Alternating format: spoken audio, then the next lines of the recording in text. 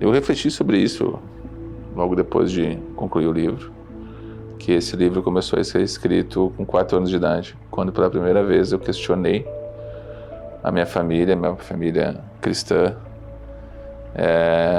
sobre a criação do Gênesis, a forma como ela é descrita, e eu questionei de onde veio Deus, o que é esse nada, né, que contém nós todos e contém Deus, porque a visão da maioria das religiões separa Deus da vida, né? E a resposta que foi me dada é que, inclusive, isso não devia ser perguntado, que era pecado, né? E isso gerou, ao contrário de me gerar uma frustração, me gerou uma insatisfação com essas respostas rasas, vamos dizer assim.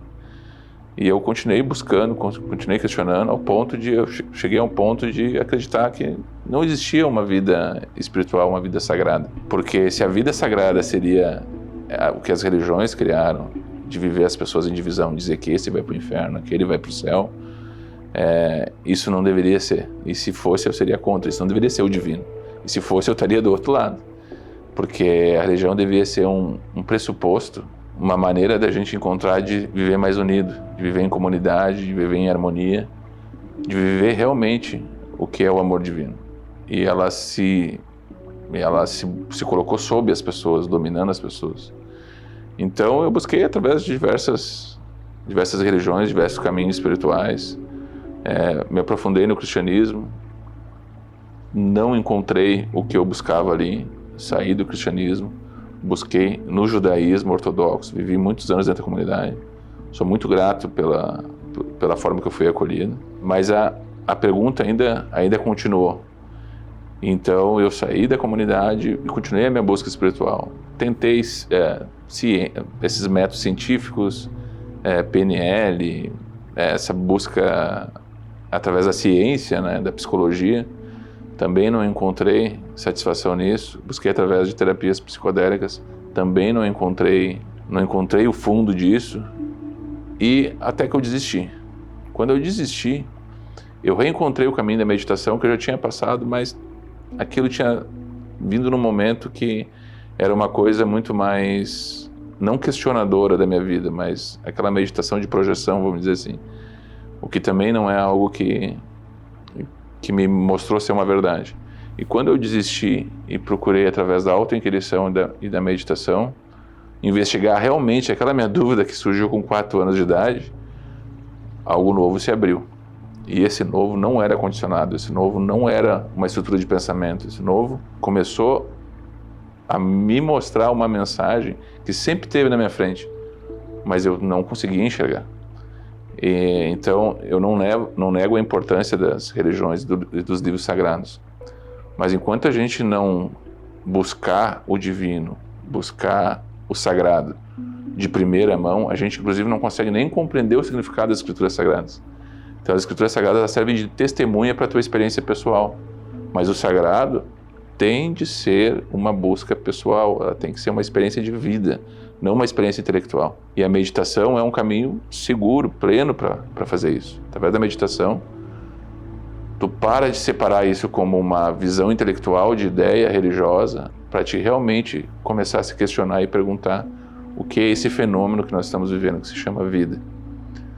E isso me abriu essa porta, e logo depois veio um sentimento de compartilhar isso, de eu também ser uma ferramenta na mão do Eterno, na mão de quem, por eu não ter feito nada, sem eu ter mérito nenhum, me deu essa vida sagrada, essa oportunidade de estar aqui e até falando com vocês. E desse sentimento de querer compartilhar uma mensagem não condicionada, não vinda da minha experiência religiosa ou filosófica, veio através de mim. E eu posso dizer seguramente que eu aprendi escrevendo ela. Enquanto eu estava escrevendo, eu estava aprendendo.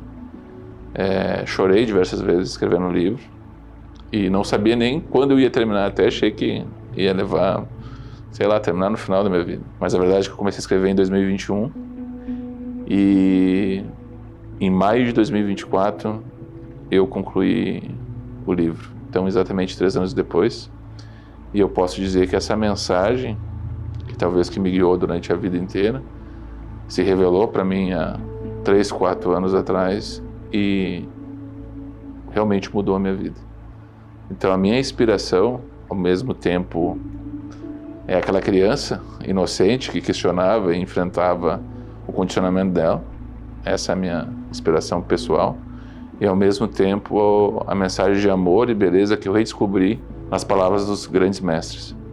Eu não conhecia Jesus, eu não conhecia Buda, eu não conhecia Moisés, eu não conhecia diversos mestres, diversas escrituras sagradas. Eu achava que sabia. E através desse caminho, dessa mensagem, eu redescobri a beleza do que talvez eles estavam contando para a humanidade. E eu sou só uma ferramenta que, nesse elo que tenta botar em palavras novas o que eles sempre nos disseram. O caminho é de união, não há outro caminho. O livro, eu acho que ele fala mais sobre a vida cotidiana do que propriamente qualquer outra coisa. O objetivo dele é nos tirar as divisões entre o que é metafísico, o que é espiritual e o que é mundano. A vida divina é unidade. Nós não podemos viver separado. Na verdade, a humanidade está em guerra, está vivendo dessa forma porque ela não é que ela está separada fora, ela está dividida internamente. E o que o livro propõe é uma busca de unidade. O que a gente deve buscar na leitura do livro é, de novo, não separar esses extremos, mas ver que a vida vivida, a vida cotidiana, ela é mística. E por isso que talvez o livro até fique mais conhecido pelo segundo nome, que é a Alquimia da Alma, do que pelo primeiro, porque o que ele se propõe é isso, não jogar fora uma parte tua, não jogar fora aquilo que o mundo condenou em ti, mas transformá-lo, florescê-lo. E essa é a alegoria da alquimia, transformar o chumbo em ouro, transformar essa escuridão que muitas vezes a gente vê no mundo, vê em nós, isso que está reprimido muitas vezes na gente, no néctar da verdade. Essa lama que é muitas vezes a violência, que é muitas vezes o conflito interno, ela só é a lama onde a lótus da verdade pode despertar. Então o que o livro propõe é um caminho para que tu ative essa alquimia interna e pare de negar essas partes, mas que tu floresça ela, que tu transforme elas, para que a gente tenha um mundo que realmente seja possível, com verdade, as pessoas sendo livres, mas também harmônico, que traga paz para as pessoas, que não traga mais guerra, através da revolução, através da divisão. Esse é o caminho da alquimia, não separar o cotidiano da vida espiritual, mas transformá-lo.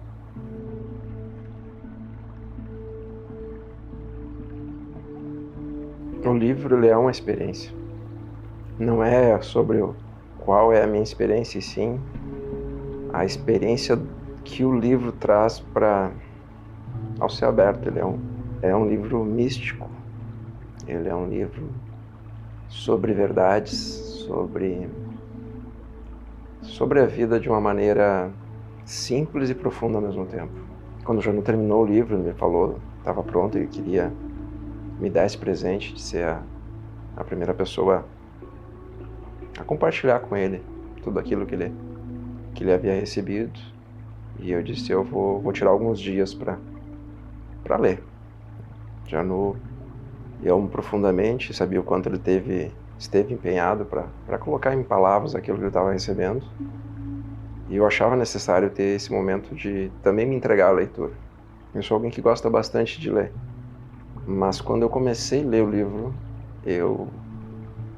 os primeiros capítulos, eu já não foi nada importante aqui. Vai mais do mesmo. Que a expectativa que eu tinha era algo muito profundo, algo muito grande, e no início não me pareceu. Devo ter lido 2 capítulos e disse, aquela sensação um pouco de decepção do que era para ser escrito. E aí, em algum momento, eu percebi que a questão não era o livro, era eu. A decepção era comigo mesmo de ler aquela obra com a bagagem que já estava dentro de mim. E aí eu percebi o grande mistério que tem na obra, que é você ter que se despir para poder entrar nela.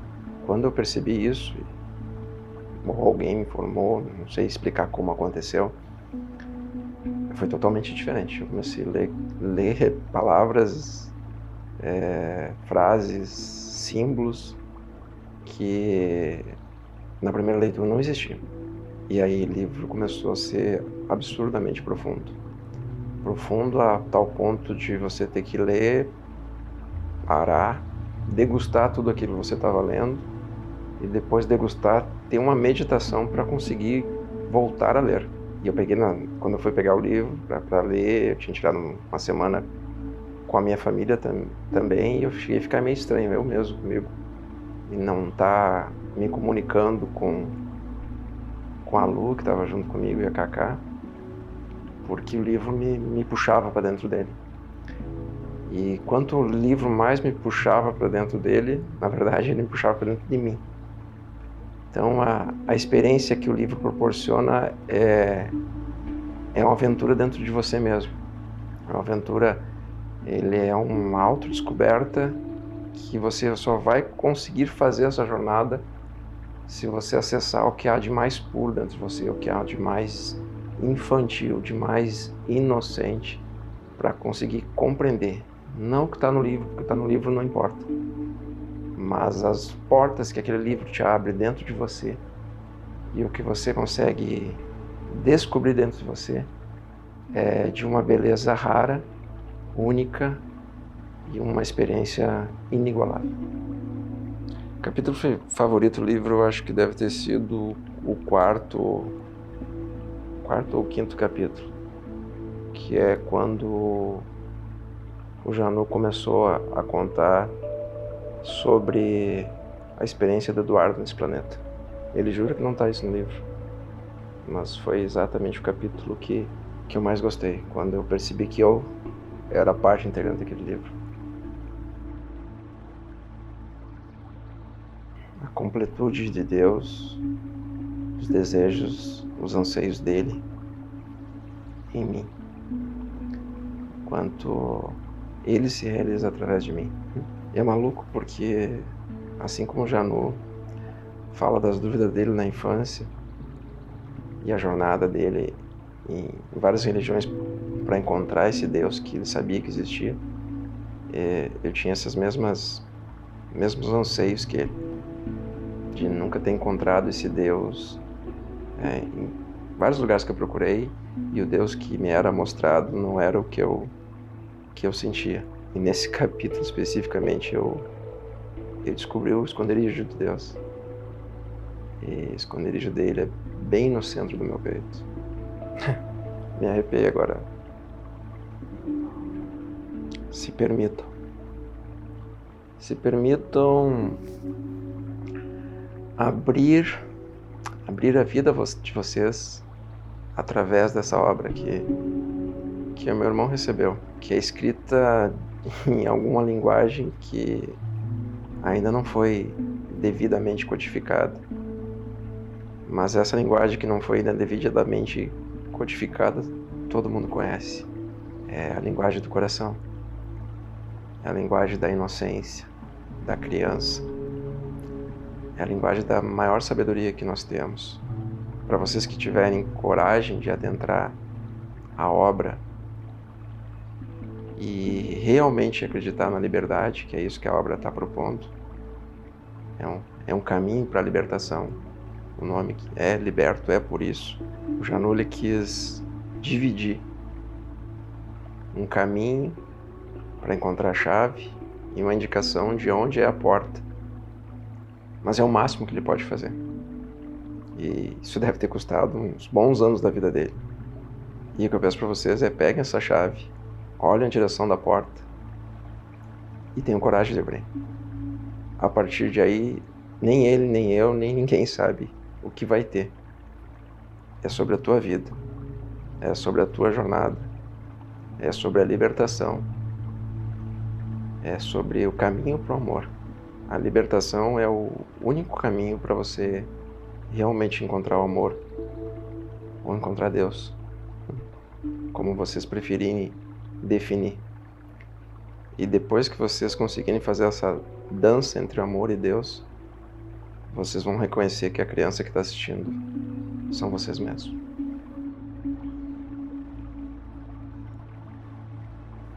Eu diria que, talvez até pela própria leveza do capítulo, na verdade é o epílogo do livro, o final,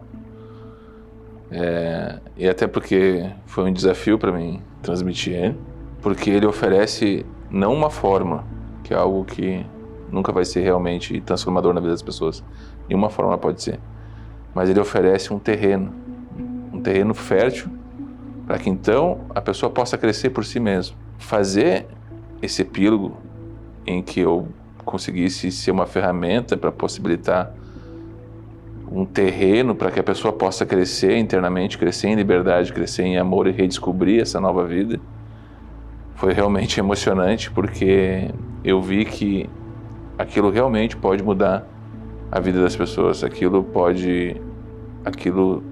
sendo realmente praticado, tem o potencial de fazer uma revolução interna, não externa.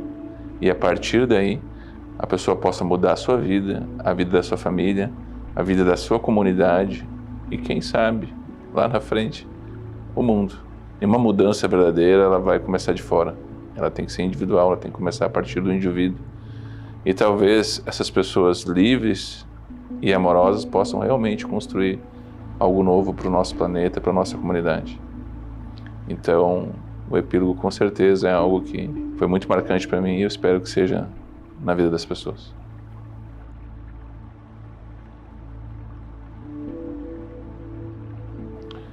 De manhã, com certeza. Na prática, porque as pessoas, ao acordarem, estão com a mente menos condicionada, menos envolta com os problemas do mundo. Eu diria até que se tu conseguir ler o livro antes de ligar o celular, desligar ele, sentar, fazer um chá, tomar alguma coisa, talvez o café não, porque o café agita um pouco mais a mente. Não tentar bater meta de ler o livro uma vez só. Tentar buscar ler um livro, um capítulo por vez. Ler, absorver, talvez um capítulo por semana. Se conseguir um capítulo por dia, tudo certo, mas não simplesmente ler.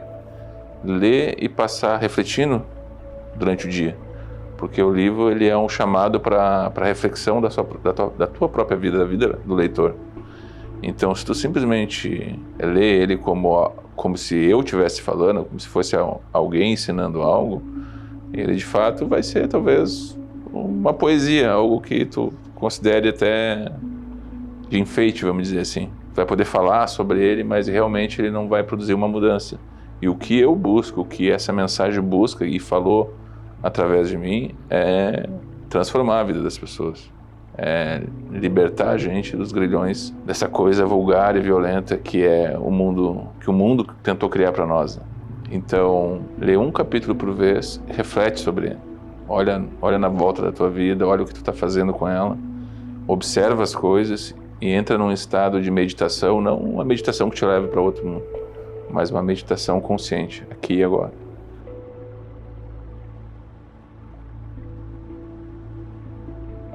A vida social, a sociedade moderna, se especializou em aprisionar corações. E nós só teremos realmente um novo mundo, uma nova terra, não vinda de um Salvador que vem aqui nos salvar ou de um Deus que dá tudo pronto, quando nós libertarmos esse coração dessas grades que foram aperfeiçoadas por isso que domina esse mundo. E não há um caminho sozinho. Não é possível fazer uma mudança realmente verdadeira e que nos possibilite ir além, se nós não livrarmos os nossos corações do medo. O medo aprisiona essa sociedade, aprisiona a humanidade. E é através desse medo que a gente continua a sempre trilhar os mesmos ciclos. Essa história que nós vivemos hoje não é nova. A humanidade já passou diversas vezes por esse desafio existencial. E muitas vezes ela falhou, e muitas vezes ela quase foi eliminada. E de novo nós caminhamos para o mesmo abismo. De novo a gente está evoluindo em tecnologia para simplesmente matar os nossos irmãos, para simplesmente criar mais formas de sofrimento. A sociedade contemporânea virou um hospício especializado em fazer as pessoas sofrerem. Por quê? Porque simplesmente elas não aceitam a inocência vindo do coração. Porque as pessoas têm medo desse coração aprisionado, têm medo desse coração gerar mais violência, gerar descontrole. E desse medo vem toda essa estrutura mental que é criada no mundo. E a verdade é que sim, hoje as pessoas estão tão reprimidas, estão tão carregadas de ódio, que se tu simplesmente dizer para ela fazer tudo o que passa na mente dela, esse mundo se tornaria o caos. Então o que é preciso é nós criarmos um caminho para sair dessa divisão, porque esse coração está enlouquecido, como as pessoas percebem, porque ele foi maltratado, ele é um animal preso, ele foi judiado, através da educação, através do sacerdócio, através de toda essa repressão que existe interna. Isso o livro toca muito. Ordem externa é bom. As leis externas são criadas para ter algum tipo de ordem social. Isso é bom para a gente poder, inclusive, ter tranquilidade para meditar e se conhecer. Mas essa repressão interna está causando uma divisão que está deixando esse mundo neurótico e à beira do precipício existencial. A humanidade está cada vez mais criando um instinto de querer se extinguir, porque a vida perdeu o sentido. E não é a vida que perdeu o sentido. Nós perdemos o nosso sentido, porque nós nos distanciamos da raiz da vida. A vida tem uma raiz. Ela não é dividida, mas ela se tornou dividida dentro da mente humana. Então o que eu quero, essa ferramenta quer, é ser um instrumento de pesca do eterno. Porque ele não quer que essa humanidade se extinga, porque esse planeta vai continuar, a vida vai continuar, a existência vai continuar. Mas será uma grande tragédia. Se nós continuarmos nesse caminho, nós seremos simplesmente poeira estelar. E isso será muito triste. Então esse que vos fala quer ser uma ferramenta para criar novos corações libertos, verdadeiros e que queiram criar um mundo pacífico, mas um mundo livre, que as pessoas possam expressar o amor, possam expressar a inocência, sem medo de ser julgado, sem medo de ser reprimido. É isso que esse pequeno pescador quer fazer.